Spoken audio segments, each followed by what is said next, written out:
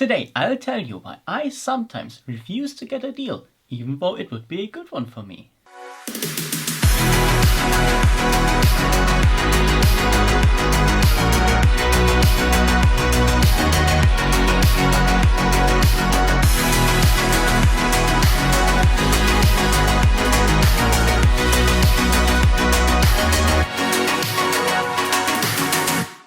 Hello and welcome back to another video. I'm Chris and today I'll dive a bit deeper into what value actually means for my clients and for myself.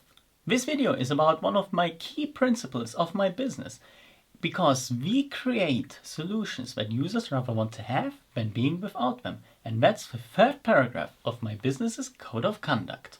So all of us know these situations when you sit at work or at home or at university, school, whatever you're doing throughout your day. And you're just thinking, what am I doing this for? I think this does not add any value to anyone. So you might know from either Instagram or because you know me personally that I'm doing my master degree besides my business.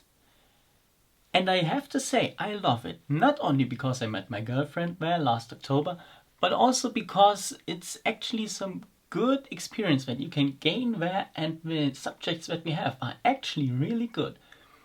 But sometimes with some exercises, I'm wondering, whom are we doing this for?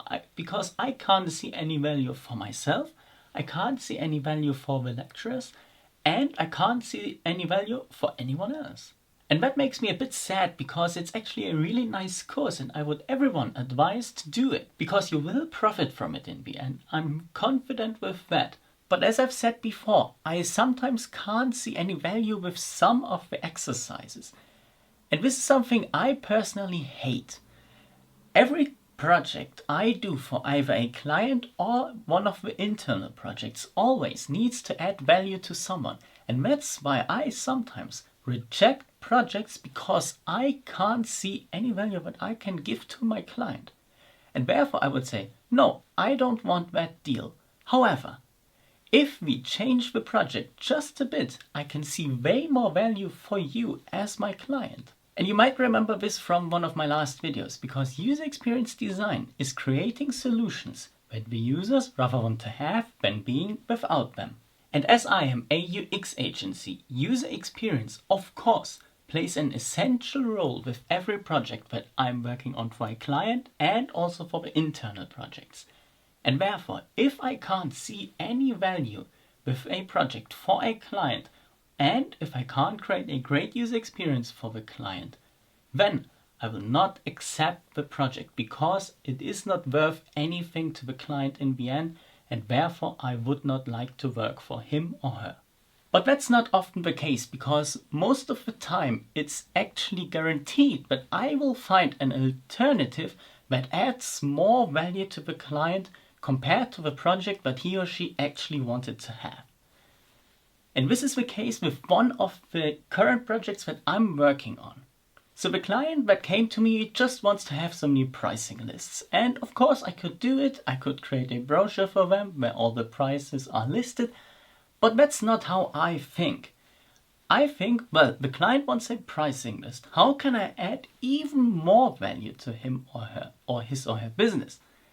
And that made me think, what if we could have some fields where the user of the brochure can add some information? So he or she can, for example, add the amount of elements that he or she needs of one specific item. Then he or she can do a configuration within the pricing list. And that's great, because then it's way easier to configure everything and to calculate all the different things. Because what I would usually do, I would grab the pricing list and then I would grab an additional piece of paper, put it on my desk, grab a pencil or a pen and write on that additional piece of paper. That's not necessary, because I have the fields within the brochure. So that means I can show or explain my client two different options. The conventional one, where I will only deliver a pricing list, and the one where you actually have a great user experience, because you can use it, and this brochure is not only a pricing list, but it actually adds some real value. However, if I do the calculation within the pricing list, That would mean that I would need a new pricing list for every potential client. But that's also not an issue, because I think about the business part also for all my clients. And that means that I did the maths. I looked it up online, how much more it will take my client when he or she needs 10 times the amount of brochures that he or she usually needs.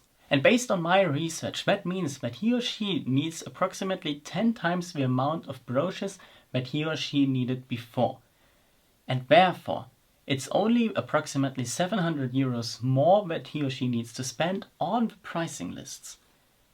And that's the beauty of it, because when he or she sells only 2 products more, only due to the improved user experience of the pricing lists, that means he or she will already break even with these 2 products. And due to all of that, I can add even more value to my client's business only because I thought that one step further. I did not only deliver a pricing list, but I delivered a printed configurator. And that configurator adds some real value and increases the sales. And therefore the profit of my client will automatically also increase. And in the end, I'm 100% sure that the salespeople from my client won't want to have the old pricing lists again. Not only because of the new, better looking design, but also because they have an internal configurator that they can use to sell and immediately calculate the products that the clients of them need.